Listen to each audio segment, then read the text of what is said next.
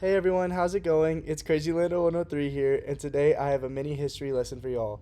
Before we start, don't forget to like and subscribe.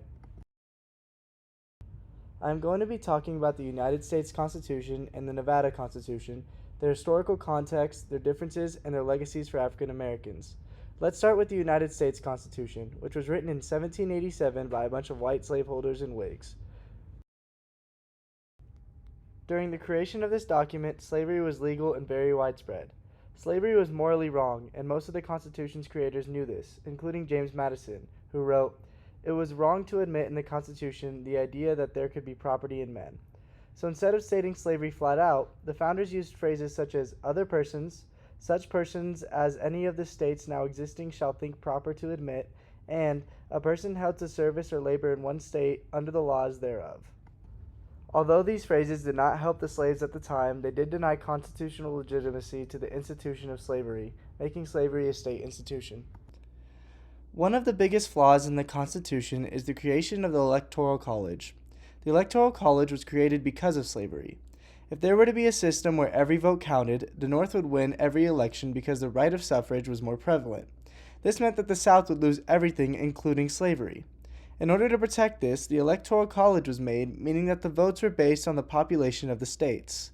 The population was based on everyone, those with the right to suffrage and those without it.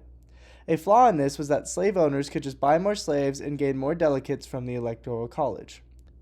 Those at the convention then came up with the Three-Fifths Compromise. It states that slaves would be counted for 3/5 of a person for the purpose of determining representation.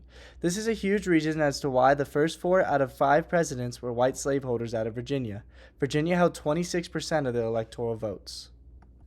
Although there were many movements between the creation of the Constitution and the Civil War, not much progress was made on the Constitution in favor of African Americans until the Civil War.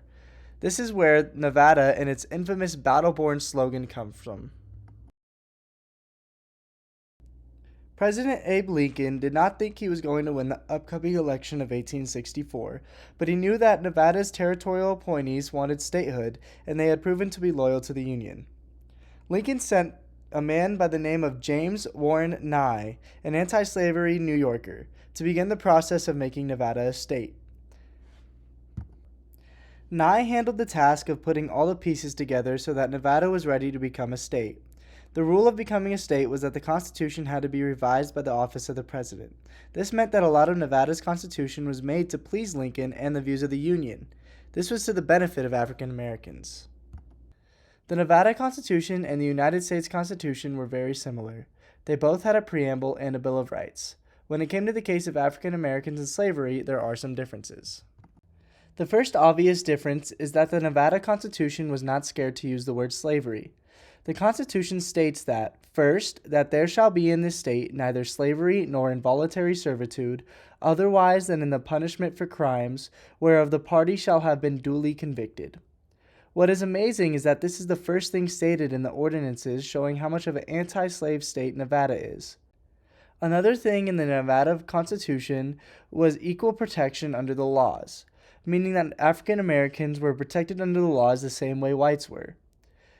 This was a solid building block for future civil rights movements. However, the Nevada Constitution did not give African Americans full citizenship until after the 14th Amendment, and the Nevada Constitution did not prevent the state from instituting discriminatory practices such as restrictive voting laws.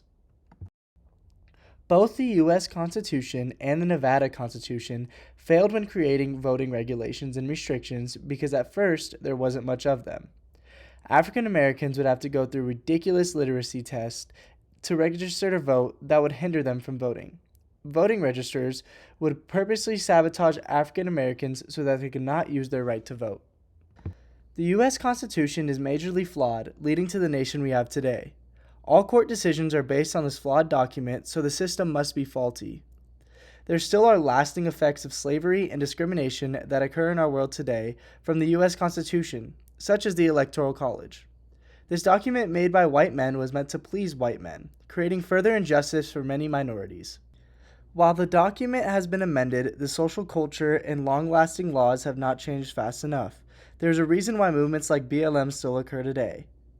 The Nevada Constitution was made in a time of war and is arguably better than the U.S. Constitution. It still has flaws, but it was the beginning of a lot of change for African Americans in this country.